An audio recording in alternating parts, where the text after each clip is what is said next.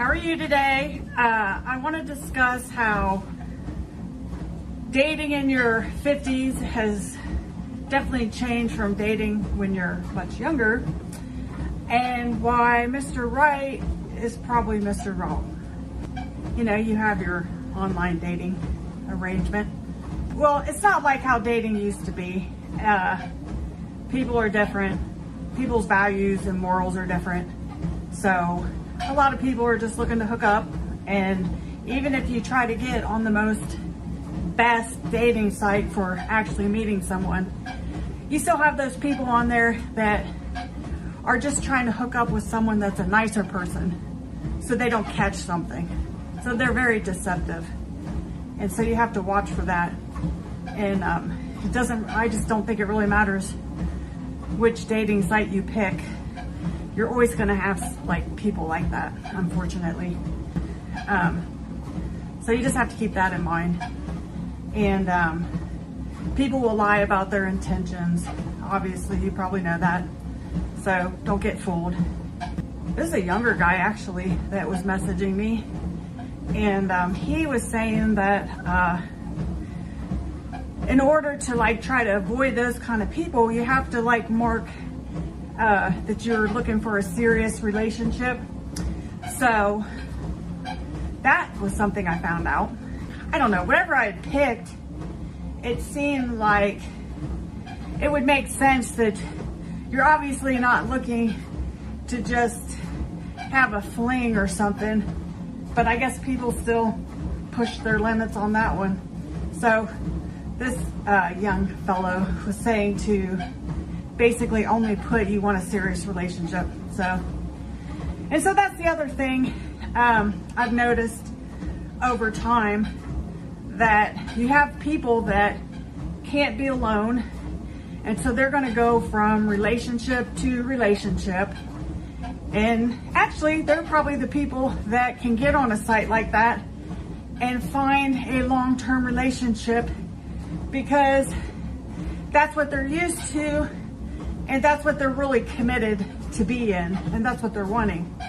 So I'm not faulting anyone for that, but that's just what I've noticed, that the people that end up doing well are people that are really good at being in relationships all the time. So you know, if you're kind of a person that's, oh, it would be nice to meet someone or find someone, but you're not 100% committed, you know, you're probably not going to find a 100% committed relationship. So that's where I think it gets really complicated, finding someone in your 50s, because a lot of times, especially like being retired, you know, there's still people your age that are still working. You know, they might have different goals, or, you know, they're just in a different stage, really. And you're like at the stage where, oh, I have all these things I want to try, my bucket list, you know, all these hobbies I never got to do when I was working. And so that occupies a lot of your time. And then do you really want to give all that up? All that kind of stuff. So, and you know, then you hit the point too where, you know, sometimes it seems like when you're younger, you know, you have all these big ideas of getting married, having kids, which makes sense. Once you have kids and stuff, and then you're older than that, then it's like, okay, well, what's the next monumental thing that would lead me into some kind of relationship, you know? So I see where people say, oh, you know, they want to grow old together or something like that, which there's nothing wrong with that either. But, you know, I see people, and I've dated younger people, and then when you get into that age gap, you know, that's, I think, where the problem comes in, is you're looking more towards slowing down, retiring, this, that, and the other. But that person's in a different stage of their life. So you've got to kind of bend to what their stage is, or they have to come up to the stage that you're at. So that's the problem I see there. And I mean, a lot of those people could still be raising their kids, which if you love kids, then that's a bonus. So, and I do, so that would be fine with me. After you've been alone for so long, sometimes it's kind of, you know, people say you get set in your ways. And I don't even know if it's that you're set in your ways. You just like what you like. And then unless you find someone that likes the exact same thing, then, you know, that's hard too. And then you put with that, like society has changed so much.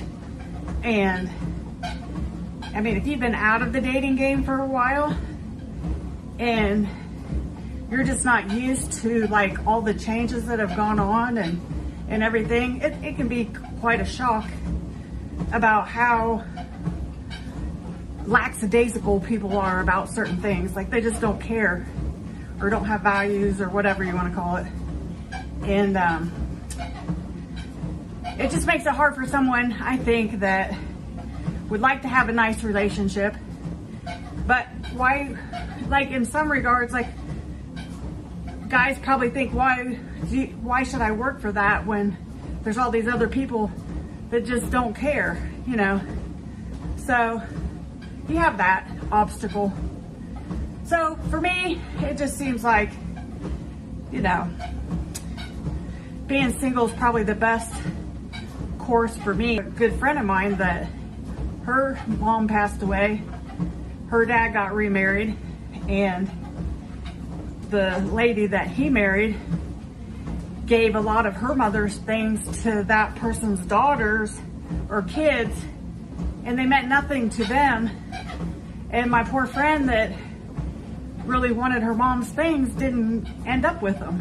So I'm not saying that happens all the time, but it's something that can really happen.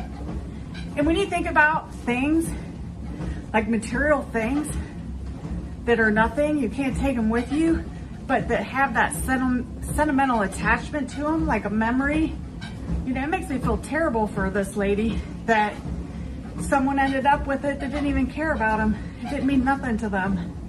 And it meant everything to her. So that's the other thing that seems concerning. So I don't know. It's kind of like something I think about from time to time. And then I will occasionally get on a dating site. And then it's like, well, what was I thinking? Waste of time. But then the other thing I noticed too is there'll be the, what do you call them? Professional singles. So these are the guys that never had kids, most likely probably never got married, or if they were married, will never get married again. And they don't have animals or anything, so they don't have any kind of responsibility whatsoever. And they're just literally on these sites and probably, I'm guessing, trying to meet as many people as they can and just don't have any kind of ability to commit. So that's what's out there too. And I'm not trying to down anyone that's single, because obviously I am.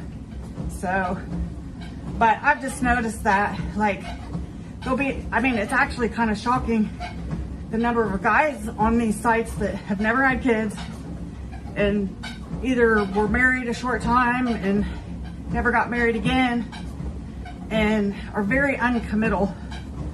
I guess that's a word. So, it's kind of sad in a way, and it's sad on both directions. It's sad on the female's direction that doesn't want to get in a relationship, and it's sad on the guy's end too, that as a society, people just don't seem to want to commit to that or get in the middle of it. You know, it's a lot of work.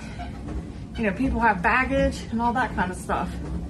So, and I think with anything in life, if you want something bad enough, you will find it. And I think a lot of these people are fooling themselves. They get on there and they think they want something, and they're just not, you know, it's not really what they want. So they get on there and they lead people to believe, I mean, they're fooling themselves too. They lead people to believe they want that, and really deep down they don't. Because if you want anything bad enough in life, it's America. You can do pretty much anything you want. And the only people like limiting you is yourself. So, and I'm probably one there. I think probably for the main reason I said, like my friend's mom stuff, going to her dad's new wife, her kids, that's like a big thing for me that would really bother me. So that probably keeps me from worrying about getting involved too much. So I don't know. Let me know. I've heard good stories, like people get on these sites and meet the person they marry and they live happily ever after. I know quite a few.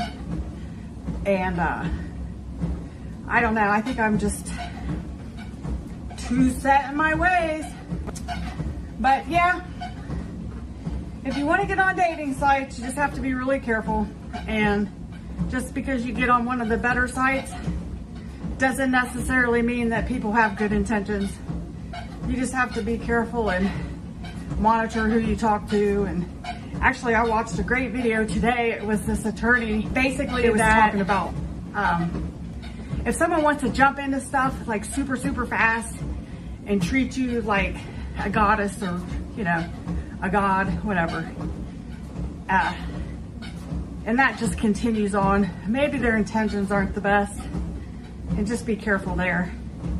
Because I mean, when you think about real life and real relationships, you know, people are going to have arguments, and not every day is going to be perfect. And the people that she mentioned and she brought up got taken to the cleaners. So she was putting that out there just to be careful. So I guess, you know, if you have something that to give up, you'd want to be careful about that. And I don't know, she was talking about like people whose spouses passed away, so they might have had a life insurance policy or something along those lines. I don't know, some kind of accounts that I guess these people figured that out and went after. So, you know, don't be naive or foolish. And if you are one of those people that are really, really seeking out a relationship, dating sites can be really good. Because I know a lot of people that got married from meeting someone on there and they're really happy. So I don't want to discourage you. I'm just saying, figure out what you really want before you get on there, because you might not even want anything and then you're just wasting your time, and then, you know, proceed from there. So anyhow, that's my ramble for today. Enjoy your evening.